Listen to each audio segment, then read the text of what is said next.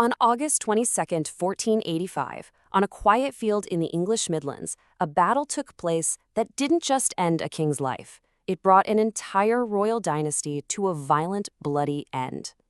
This is the story of Bosworth Field, the showdown that really marks the end of the Middle Ages for England and, gives birth to one of its most famous families, the Tudors. Okay, let's get into it. You've probably heard this quote, right? It's the image we all have of King Richard III, this desperate, villainous king crying out as his world collapses. But here's the thing. While Shakespeare's play is incredible drama, the real story of Bosworth is so much more complicated and, frankly, more interesting. It's a story of backroom deals, shifting loyalties, and a massive gamble for the throne that was literally decades in the making. So to really get our heads around how this one single battle changed everything, here's how we're going to break it down. First, we'll look at the divided kingdom that set the stage. Then we'll meet the ultimate underdog challenger. We'll see how 3 different armies ended up on one field, and we'll dissect the insane charge that decided it all. And finally, we'll see how a new dynasty was born and how a whole different kind of battle, the battle for history, kicked off the second the fighting stopped. Right, so Bosworth Field didn't just happen in a vacuum. It was the brutal final act of a 30-year civil war that we now call the Wars of the Roses. And to get why this battle even happened, you have to understand the decades of chaos that came right before it. For 30 years, 2 rival branches of the royal family, the House of Lancaster and the House of York, just tore England apart fighting for the crown. By 1471, it really seems like the Yorkists, led by King Edward IV, had won for good. The Lancastrian cause looked totally dead and buried. But then, in April 1483, King Edward dies completely out of the blue, and the fragile peace he built just shatters overnight. So, with King Edward gone, his son, a 12-year-old boy named Edward V, was next in line. The new king's uncle, Richard, Duke of Gloucester, the old king's younger brother, was named Lord Protector. His job was simple: run the country until his nephew was old enough to rule. But, well, Richard had other plans. In what was basically a stunning coup, Richard moved incredibly fast. He had his brother's marriage declared illegal, which meant, poof, the young king and his little brother were now illegitimate. The 2 boys were taken to the Tower of London, and then they just vanished. To this day, nobody really knows what happened to them. It's one of England's greatest mysteries. With his nephews conveniently gone, Richard had himself crowned King Richard III. But this ruthless power grab, it did not win him a lot of friends, and it made his rule shaky from the absolute start.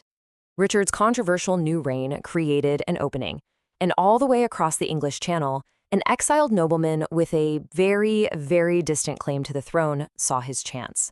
His name was HenryTudor, and honestly, he was the longest of long shots. Henry's claim to the throne was, let's be honest, it was thin. It came through his mom, from a branch of the family that was specifically barred from ever inheriting the throne. He'd spent his whole life in exile, basically as a political pawn. He had 0 military experience. He barely even knew the country he wanted to rule. But his greatest strength wasn't his royal blood. It was the fact that he was not Richard III. He became the guy that everyone who hated the new king could rally behind. So Henry comes up with this incredibly audacious plan. First, he gets money and soldiers from the French. Then, he lands his tiny army in Wales, where he was born, hoping to get the Welsh on his side. As he marches through the country, his little army starts to grow, picking up anyone with a grudge against Richard. But his masterstroke, the real genius move, was promising to marry Elizabeth of York.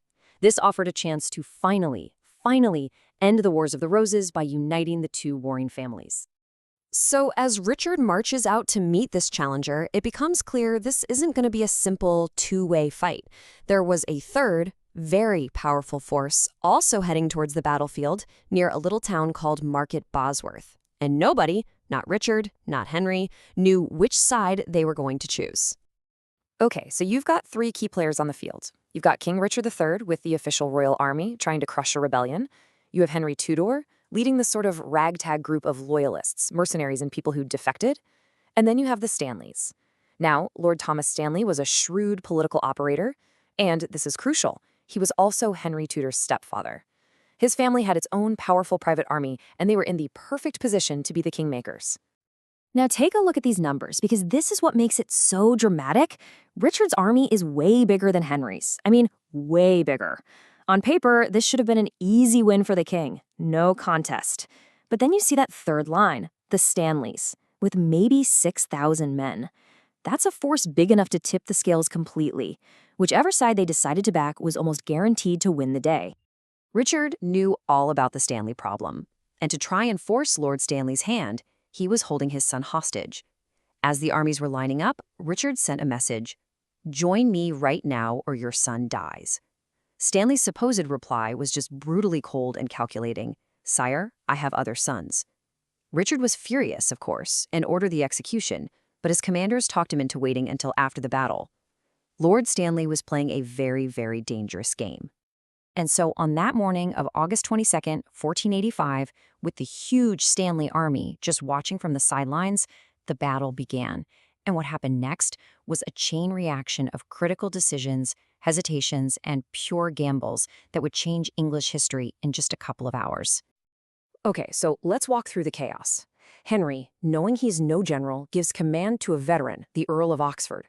Oxford attacks Richard's front line, which is led by the loyal Duke of Norfolk. The fighting is savage, and Norfolk is killed, which causes his men to start to fall back. So Richard signals to his other big commander, Northumberland, to get his reserves into the fight. But Northumberland doesn't move. Was it treason? Was the ground too boggy? We still debate it.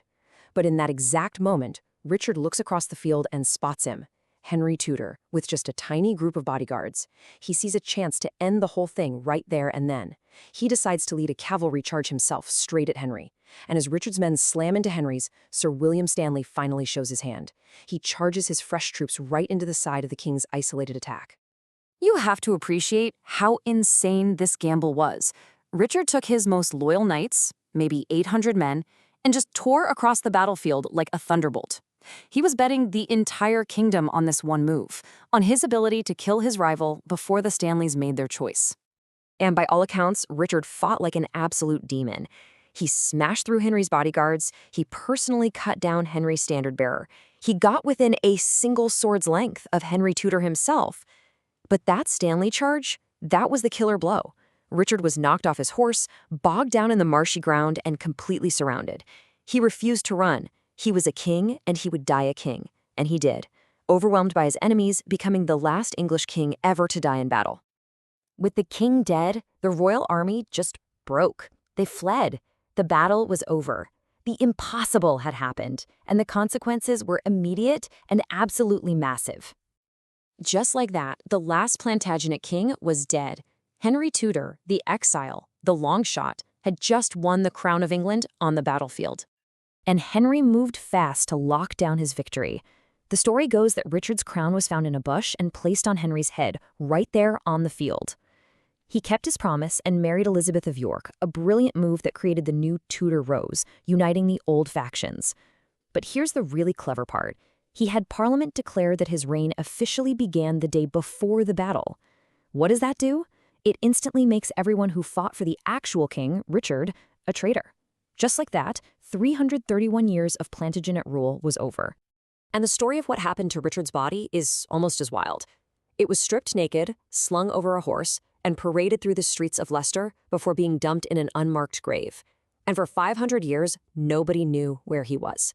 His grave was completely lost to history.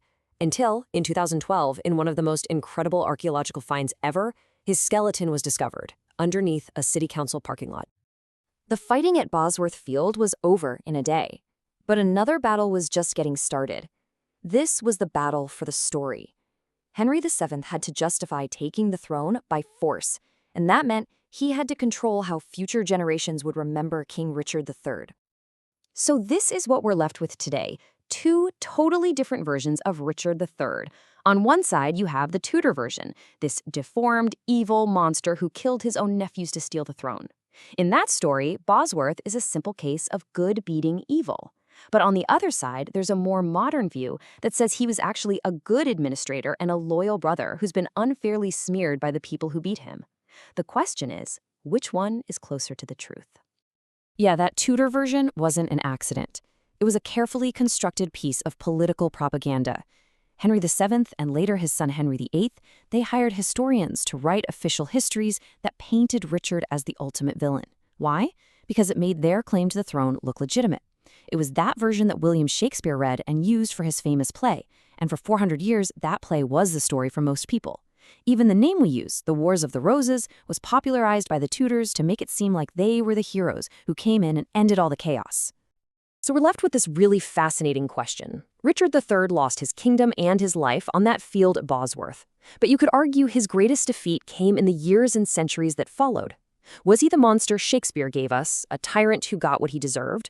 Or was he a complicated king whose real story was buried under an avalanche of propaganda written by his enemies? Maybe his biggest loss wasn't the battle for the crown, but the battle for his own legacy.